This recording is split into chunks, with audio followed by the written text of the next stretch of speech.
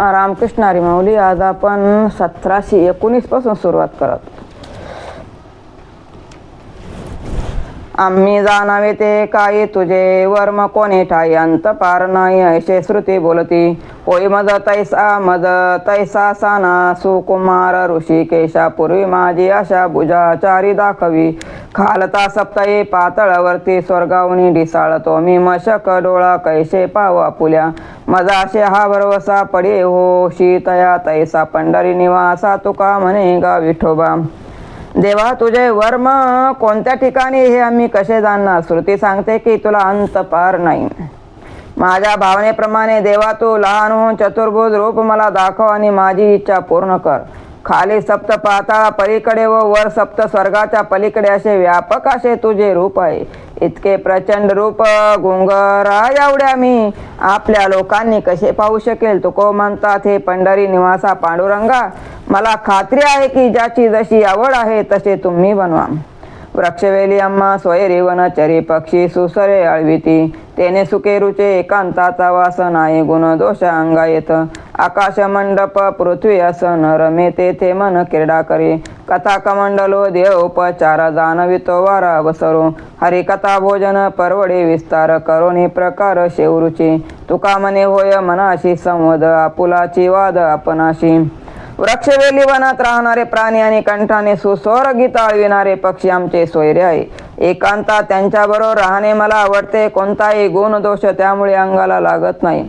आकाशाचा मंडप व पृथ्वीचे आसन असे असते तेथे माझे मन रमते. मी तेथे क्रीडा करतो. देह उपचारासाठी कथा कमंडलो माझ्या जवळात काही वेळा वारा जाणवतो. हरिकथेचे भोजन घेतो. त्या भोजनात विस्ताराने विविध रुचीचे सेवन करतो.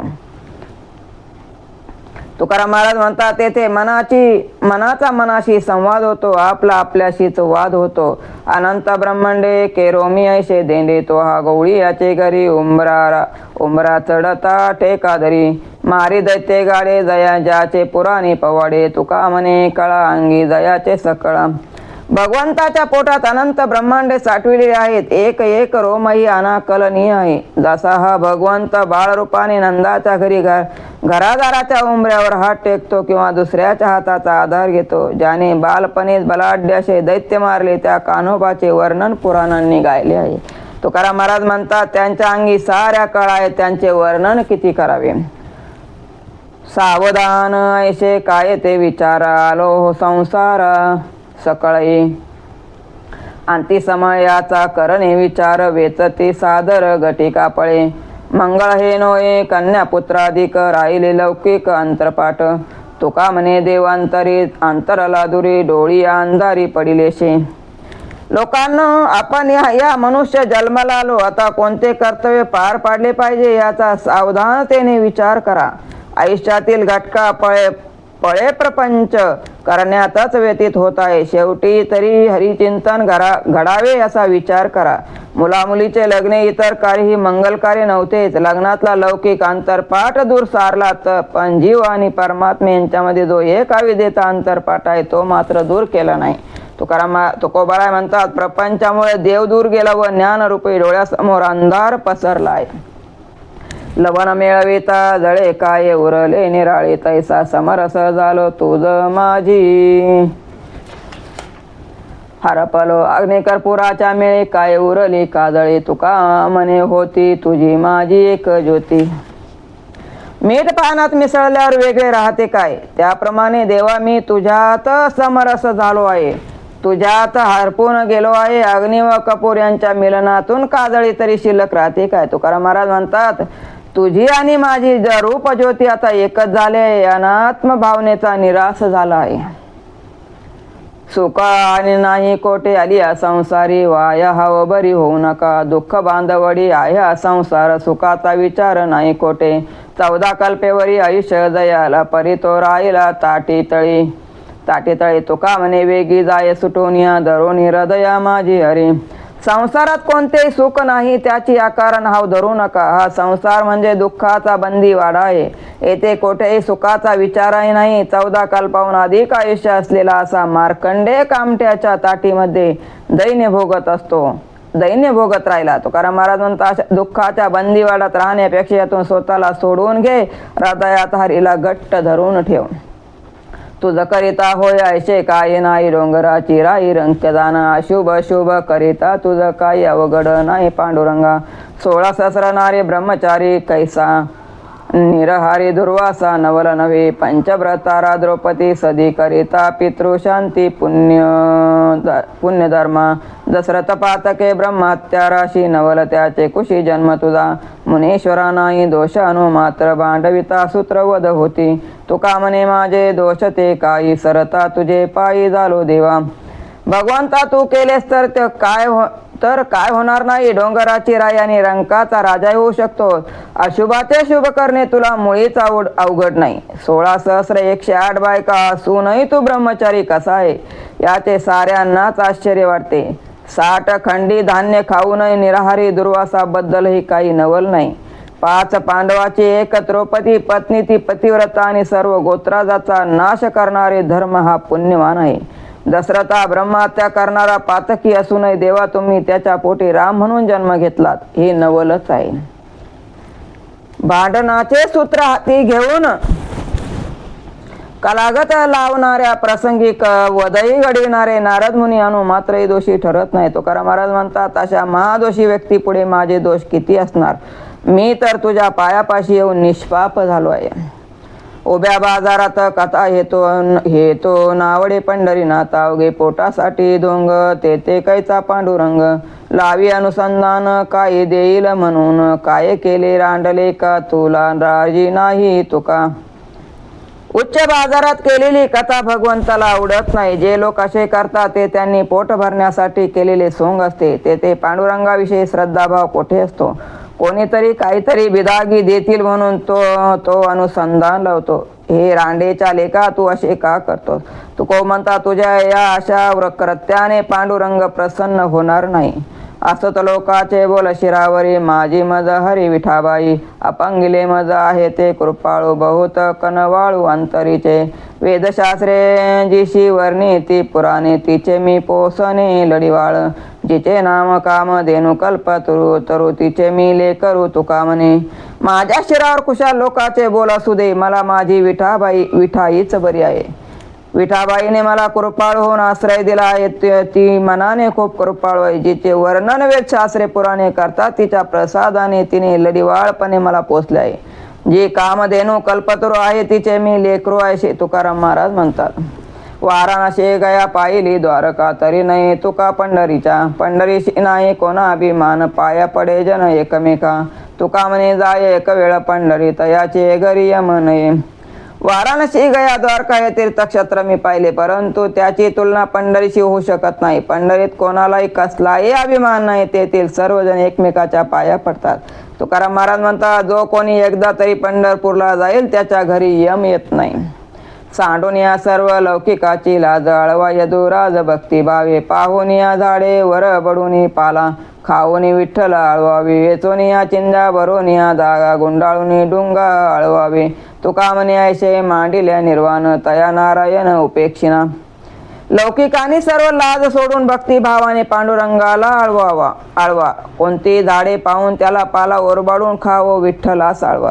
चिंध्या वेचून त्या धाग्याचे शिवून बनवलेले वस्त्र कमरेला गुंडाळा आणि विठ्ठलाला आळवा. तुकाराम महाराज म्हणतात ज्याने असे कठोर व्रत आचरले आहे, असे निर्वाणाप्रमाणे वैराग्य धारण करून भजन मांडले आहे, त्याची नारायण कधी उपेक्षा करत नाही. दह्याचे अंगी निघे ताकलोनी, एक मोल दोन्ही मागो नये, आकाशाचे पोटी चंद्र तारांगणे, दोईशे समान पाहू नये, पृथ्वीच्या पोटी हिरागार गोटी, दोहीचे संसाटी करू नये, तुका म्हणे तैसे संत आणि जन, दोहीच समान भजू नये. एकाच दह्यापासून लोणी आणि ताक निघते म्हणून दोन्ही एकाच किमतीला मागू नये. एकाच आकाशाच्या पोटी चंद्र व तारांगण असतात म्हणून दोघांना समान लिखू नये. पृथ्वीच्या पोटी हिरा आणि गारगोटी असतात, पण म्हणून दोघांची किंमत सारखीच समजून व्यवहार करून त्याची अदलाबदल करू नये. त्याप्रमाणे संत आणि व्यवहारी प्रपंची लोक यांची पात्रता समान मानून समानतेने त्यांची सेवा करू नये, असे तुकोबाराय म्हणतात. 13 दिवस झाले निचक्र करिता न पवशी अनंत माय बापा पाषाणाची खोळ घेऊन बैसला शिकाय ऋषिकेशी झाले तुझवरी आता प्राण मी त्याजीन हत्या मी घालीन पांडुरंगा फार विठाबाई धरिली मा तुझी असं करीन जीवानाश पांडुरंगा तुका म्हणे आता मांडिले निर्वाण प्राण हा सांडीन तुझवरी हे अनंता माय बापा तुझ्या बेटीसाठी गेले 13 दिवस मी उपोषणाला बसलो आहे परंतु तू अजूनही पावत नाही से ऋषिकेशा तू पाषाणाची खोळ पांघरून का बसला आहेस तुला काय झाले आहे पांडुरंगा मी आता तुझ्यासाठी प्राणही देईल त्या हत्येचे कारण तू असशील विठाबाई मी तुझी खूप आस धरली आता मात्र मी जीवन संपवून टाकतो आता अगदी अखेरचा उपाय म्हणून मी तुझ्यासाठी प्राण त्याग करीन लोक फार वाका मंगळ झाला त्याचा त्याग केला पांडुरंगा विषयीचे वलो मी पण मुकलो शरण तुझा आलो पांडुरंगा घरदार अवघी त्याजिली नारायणा जीवीच्या जीवन पांडुरंगा तुका म्हणे पडिले पुंडलिका पाशी धाव ऋषिकेशी अलिंगी मद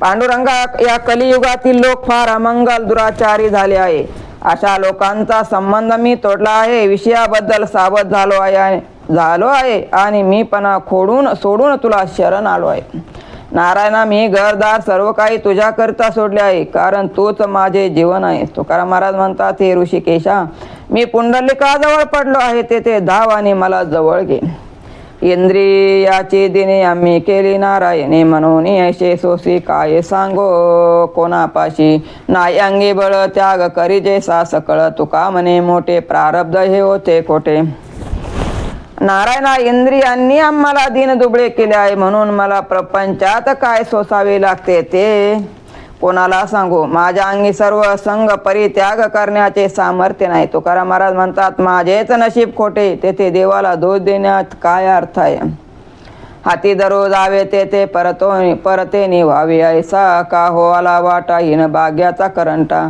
देवन हा संसार दोन्ही ठाई नाही थार तुका म्हणे पीक भूमीने दिन मिळे बिक ज्याला हाताने धरू जावे तो पलीकडे जातो आमच्या वाट्याला असे का हो झाले मी कमनशिबी करंट आहे मी इंद्रियासक्त असल्यामुळे देव आणि प्रपंच या दोन्हीपैकी कोठेच मला आधार राहिलेला नाही तुकाराम महाराज म्हणतात जमीन पीक देत नाही आणि समाज भीक घालत नाही अशी माझी अवस्था आहे मोले घातले रडाया नाही असू आणि माया तैसा भक्तिभाव काय रंग बेगडीचा न्याय वेठी धरिले दावी भाव मागे पळावया पाव काजव्याच्या ज्योती तुका म्हणे न लगे वाती एखाद्याला मोल देऊन रडायला लावले तर त्याच्या डोळ्यात अश्रू येत नाहीत मनात मायाही नसते तो फक्त वरवर आक्रोश करतो तसेच हरिप्रेमाशिवाय केलेले निरूपण हे बेगडासारखे वरवर दंगीत दिसते वेट बिगारीला बळजबरीने लावलेला माणूस नाईलाजाने ओझे वागवितो मनातून मात्र हे ओझे टाकून माघारी पळून जावे असे त्याला वाटत असते तुकाराम महाराज म्हणतात काजव्याच्या ज्योतीने वाद पेटवत नाही तसेच प्रेमावाचून केलेली भक्ती हरिप्राप्तीसाठी निरुपयोगी ठरत असते तरीच जन्मा यावे दास विठोबाचे व्हावे नाही तरी काय थोडी शान शुकरे बापुडी जालाचे जन्मल्याचे ते फळ अंगी लागोने दिमळ तुका म्हणे भले ज्याच्या नावे मानवले विठोबाचे दास व्हायचे असेल तर मनुष्याच जन्मास यावे नाही तर कुत्री डुकरी हे बापडे काय कमी आहे मनुष्य जन्म घेतल्याचे फळ असे आहे की कोणताही मळ पाप अविद्या त्रिदोष इत्यादी अंगाला लागता कामा नये तुकोबराय म्हणतात विठ्ठलाचे नाम ज्यांना मानवले तो खरोखरच थोर होय द्याजी माझा विचारोने विभाग खंडे हा लागा हम अहाचपणे किती नेनो तुम्हा सहा ते कटकट आम्हीच वाईट निवडलतोय करविता कलह जीवाची साठी हे तुम्हा